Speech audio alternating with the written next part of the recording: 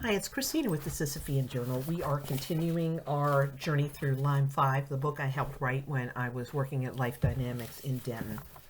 And I've said before, I really didn't like the way Mark organized Chapter 1. I wanted to do it in ways that humanize the woman's experience. Mark lumped them together by type of injury, even though there's massive amounts of overlap in type of injury, but it is what it is. So today we're looking at the section of Misdiagnosis of Fetal Age. And again, if you follow the link below, I have a companion post that covers all of this. Back in 2015, I wrote a post summarizing why legal abortions have to have a cutoff of no later than 20 weeks if they want to prevent accidentally aborting viable babies in a good faith effort to abort a baby that's prior to viability. And I cite an article that addresses errors in estimating gestational age. The accuracy of ultrasound in predicting gestational age gets worse as the pregnancy advances. By 20 weeks, ultrasound is accurate only to within plus or minus 2 weeks, and by the third trimester, the accuracy falls to plus or minus 3 weeks. And ultrasound is the most common method of determining gestational age in abortion practice.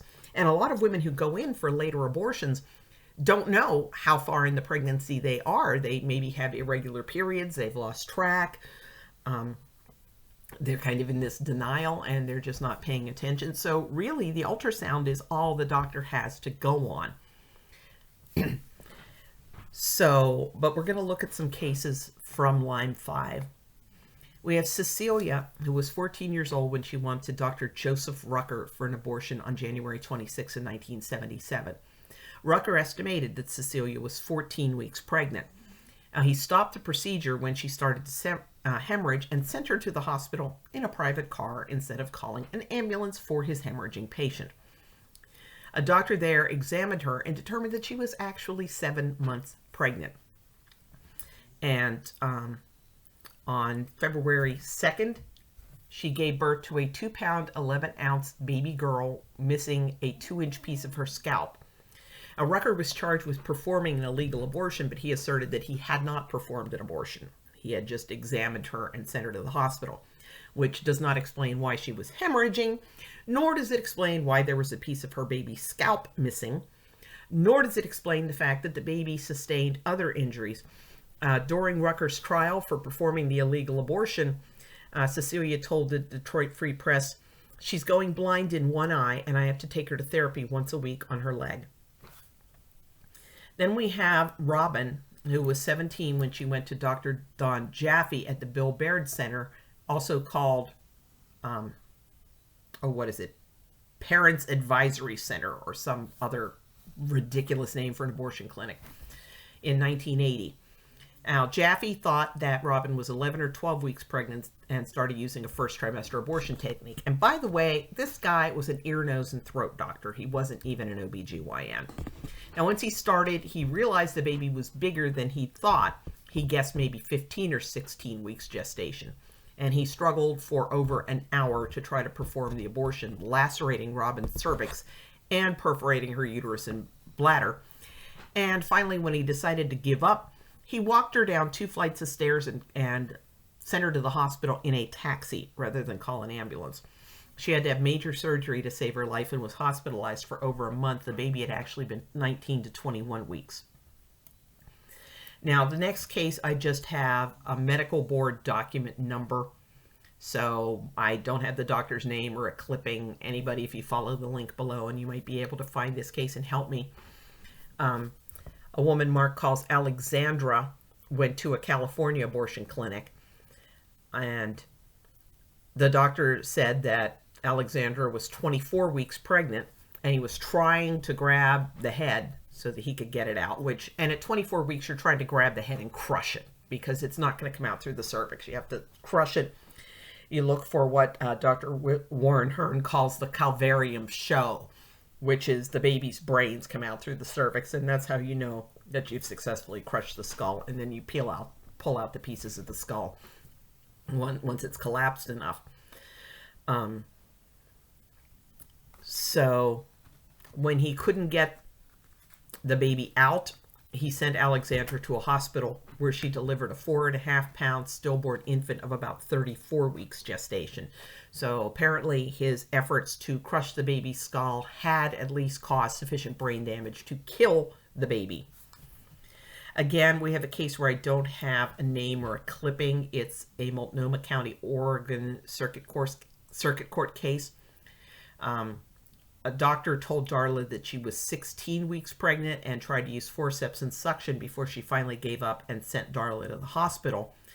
Darla gave birth there to a baby she named Brandy, who was about 29 or 30 weeks gestational age and was bruised and lacerated from the abortion attempt. And Brandy spent 5.5 weeks in the hospital before she was well enough to go home. Then we have Jane, who was 16 years old when she went to Harold Tickton at All Women's Health Center in North Tampa for an abortion in 1986. And Tickton said that though Jane was slender, she was so tense that it was difficult for him to accurately determine the gestational age, but he decided she was 12 weeks pregnant and started the abortion. After he pulled off the baby's arm, he realized that no, she was much further along in pregnancy than he thought. Now, for some reason, it took him 7 hours to get around to sending Jane to the hospital, where she underwent an emergency hysterectomy. And her baby, dead due to the abortion injuries, had actually been 28 weeks or 7 months of gestational age. And this kind of reminds me of the case in New York where National Abortion Federation member Abu, the butcher of Avenue A, Hyatt, ripped the arm off a baby during a late abortion. But in that case, the maimed infant was later born alive. And then we have Abram Zelikman. This is a death. When he performed the fatal abortion on Yuris Zagbaga in 1989, he thought she was 11 to 12 weeks pregnant. But at autopsy, it was revealed that Yuris had been at least 19 weeks pregnant. He had left her injured in the care of an untrained receptionist who kept calling him and asking for help and finally called the ambulance. But by the time they got Yuris to the hospital, there really was very little they could do for her. And the last one we have is a young woman named Trilicia, who was 17 when she went to Family Planning Clinic for Reproductive Health in Nashville on December 18, 1989. Dr. Karen J. Smiley told Trilicia that she was 6 weeks pregnant, performed a suction abortion, and sent Trilicia home. 4 days later, Trilicia gave birth to a 1-pound, 13-ounce baby girl who she named D'Angela. D'Angela ended up in the neonatal intensive care unit with a 60% chance of survival. The attorney noted that Trilicia needed psychiatric care after the abortion, saying she's devastated. Obviously, she never would have dreamed of having an abortion if she had known it was 26 weeks old. Now, here's one thing I have when I look at these misdiagnoses of gestational age, and maybe pro-choicers, maybe you can make some sense to me. It seems like the abortion rights movement as a whole is kind of consistent on this. They're like, they don't want any gestational limit on abortion. They don't want anybody to do anything to save the baby. If, you know, you start what you think is a 12-week abortion, turns out 36 weeks, comes out alive, wrap it in a towel and let it die because she had decided she wanted an abortion, which means she had decided that she wanted the baby dead, and you make sure she gets a dead baby. But it's also very common for women to say they never would have consented to an abortion if they had known how far advanced the pregnancy is. And it's like, well, if you're sure that having a baby is going to ruin your life, you think you're 3 months pregnant, you've got 6 months to sort all this out, and you're sure that this baby's going to ruin your life, so you have to have an abortion. But if you're 6 months pregnant and you've only got 3 months to sort it out, you don't want the abortion. So, I mean, either the baby's going to ruin your life or it's not, right? So, I mean, I would love to have a discussion about that, but I mean, I think it's just as wrong to kill a wee itty bitty baby as it is to kill a bigger baby. I can understand you'd have more qualms about aborting the baby, maybe after you felt it move, or, yeah, I suppose thinking about it, I can say the woman's like, well, as the pregnancy advances, you're less able to say, oh, it's just a blob of tissue. You start to grasp that this is your baby. But it is ripe for discussion, and it is important to get that they aren't always aborting the itty bitty babies just because they say that's what they're doing. Sometimes it's the big ones.